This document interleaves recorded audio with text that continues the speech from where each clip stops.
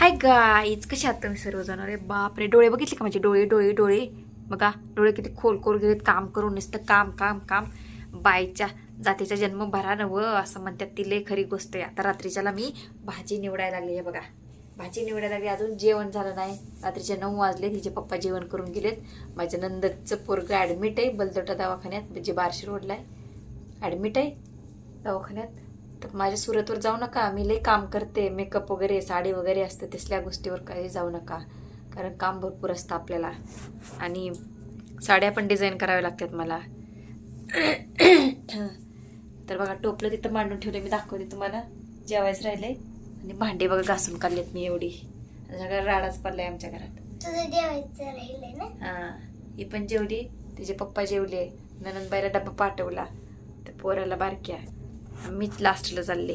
राहिले म्हणायचं तर माझ्यासाठी भाकर पण नव्हती शिल्लक. मी एक भाकर बनवली, भांडे घासून घेतले. आता ही मेथीची भाजी, तर उद्या डब्याची तयारी हिच्या शाळेची. आणि नंदाच्या आणि त्याच्या उद्या इकडे कर की. थांब, राहू दे. आणि नंदाच्या डब्याची तयारी चालू आहे बघा. इतकं काम असतंय बघा. डब्बा आणि कोणी प्रत्येक जण ऍडमिट झाले की डब्बा बनवून मलाच द्यावा लागते. 3-3 महिन्याचं लेकरू सोडून. मग इथं तर जर आलाय मला काम करून करून. तुम्हाला एवढ्या सगळ्या छोट्या छोट्या गोष्टी सांगते मी. ती काय पागल बिगल काय थोडी बनावं लागेल. तर जाऊ दे, लाईक करत राहा, असंच गरीबाला सपोर्ट करत राहा. व किती मेहनत करते, कष्ट करते. भले माझ्या व्हिडिओला क्वालिटी नाही, खरी गोष्ट आहे म्हणावं लागेल. तर लय आता हळूहळू बोलायला लागले मी. तर शेजारचे सगळे झोपलेत. झोपलेत का नाही बघून येऊ का? नाही, हाणतील मला धरून. काही इडी बिडी का म्हणतील. जातो तुझ्या घरात झोपचा म्हणतील मला. तर काय बोलायचं होतं? एवढंच बोलायचं होतं. हा, एवढे उठली तिथं वळवळ वळवळ करते. झोका द्यायचा तो. डोळं दुखायला लागलं काय? दिस जातील दिस येतील, भोग सरल सुख येईल. तिथंच बस, तिथंच बस. सुख येईल वाटतं, पण सुखची वाट बघता बघता सुख कधीच येत नसतं मित्रांनो, मैत्रिणी. सुखाची वाट बघतो पण आपण दुःखच येत राहतंय. एका पाठपाठ एका पाठपाठ. एक सुख आले की दुसरं दुःख येतच राहतं. असं असतं गोष्टी. देवाने एवढं का दुःख दिलं असेल आपल्याला, काय माहित बाबा. आमच्या घरात तुम्हाला मी सांगते, आमची नणंद होती, आमची जाऊ होती, सासू होती, माझी बहीण होती. किती 4 जणी झाल्या ना? हा, 4 जणी. माझी भाऊजाई होती 5 जणी. ह्या 5 जणांपैकी कोण सुद्धा डिलिव्हरी टायमाला आलं नाही हो बघायला मला. थांबायला पण नाही आलं. आणि ह्या टायमाला देवाने सुद्धा मजा बघितली माझी. देव सुद्धा आला नाही मदतीला. काय पाप झाला असेल माझ्या हातात ना बरं. असा कसा निर्दय झाला देव. महादेवावर माझा किती विश्वास होता माहिती. हा, देवाला मी काय मुलगा वगैरे पाहिजे ना असं काहीच नव्हतं मागितलं. भले मुलगी होऊ दे, जे देईल ते देईल. भले मुलगी झाली तरी चालेल, पण माझ्या मदतीला कोणतरी पाठव. मला माहित होतं डिलिव्हरी टायमाला मला कोणी नाही म्हणलं. असं प्रार्थना केली होती मी. पण मुलगी झाली जाऊ द्या, पण माझ्या मदतीला डिलिव्हरी टायमाला कुणीच नाही आलं. कुणीच नाही.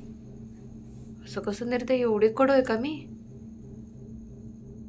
एकदा तर वाटतं मी लय कडू आहे, म्हणूनच ह्या कोणीच माझ्या मदतीला आले नाही. त्या सगळ्यांना आया आहेत त्या. माझ्या भाऊजाईला, माझ्या जाऊला, परत माझ्या नंदला. माझीच आई म्हातारी झाली. काय झालं बाई? काय देव परीक्षा घेतोय माझं. इतकी परीक्षा घेतली ना, अक्षरशः दुसऱ्या दिवशीच बाळवते धुतल्यात मी दवाखान्यात. दुसऱ्या दिवशीच. आणि भांडी तर 4थ्या दिवशीच घासल्यात मी. बसता सुद्धा येत नव्हतं. एका अंगावर बसायची आणि भांडी घासली कशी बशी. हातात तेवढी कॅपॅसिटी, सगळं गार पाण्यात हात घातलं. कसं झालंय माझं चेहऱ्यावर सगळं तेज निघून गेले. अशी असते का डिलिव्हरी कोणाची? किती जपावं लागतं नातेवाईकांनीही. कोणासंग माझं भांडण नाही, कोणासंग काहीच नाही, काहीच नाही. तरी करत नाही तो, कोणी कोणाच नसतं ह्या जगात. फक्त माझं माझं, ही माझी आहे, ती माझी आहे, ती माझी, कुणीच नसतं. असं असतंय. दुःखाच्या टायमाला कोणी येत नाही ते, सुखाच्या टायमाला सगळी येते ते. असं आहे. बरं झालं म्हणत असते रे सगळे नातेवाईक मला, पोरगी झाली बरं झालं, लय कडू जार होती असं म्हणत असतेली. बरं झालं पोरगी झाली म्हणत असतेली. बहीण तर म्हणलीच आहे, बहीण तर म्हणली तुझी जिरवायला पोरगी झाली म्हणली, असं बोलून गेली मला बहीण तर. आणि किती जीव लावावं, किती जीव लावावं सांगा बहिणीला. तिनं आतापर्यंत मला अजून एक साडी केली नाही, कधी जम्पर पीस घेतलेलं नाही. तिला मी किती केलं, जवळ घेतलं तिला, मायेनं आईसारखं प्रेम दिलं तिला म्या. धर बाय लेकराला भाजी नाही, धर बाय लेकराला भाकरी नाहीत, कपडे नाहीत बाया धर, साड्या नाहीत धर, ब्लाऊज नाहीत धर, शिवून द्यायचं, रेडीमेड होतं ती बी द्यायचं. इथपर्यंत कोण करायला लागले, ज्वारी नाही धर. बहीण सुद्धा माझी आई नाही बनली ह्यावेळेस, नवरा सुद्धा नाही आई बनली. नवऱ्या नुसतं सकाळ संध्याकाळ भाकरी करत होता, सगळं तर माझं मलाच करावं लागायचं. नवऱ्याचे कपडे सुद्धा मीच धुत होते, लेकराचे धुवून. माझ्या सासूला एक लेकरू सांभाळणं झालं नाही. सासूबाई किती कडूजार असेल, कसं सांभाळावं म्हातारपणे. माझ्या डिलिव्हरी टायमाला मदत केली नाही तिनं, नुसतं भाकरी करायला बोलत होतं आम्ही तिला. भाकरी करायला सुद्धा आली नाही बाई ती माझ्याकडं. असं डोकं हालतं असं काय काय आठवण रोजच का नाही, लय हालतंय डोकं माझं. सासू तर मी मरायचीच वाट बघत असेल सासू आमची, कधीही मरल आणि मी कधी लेकाचं दुसरं लग्न लावून देईल असं वाटत असेल. म्हणते ती चांगली नाही, चांगली नाही, सुंदरतेला चांगली नाही म्हणते ती.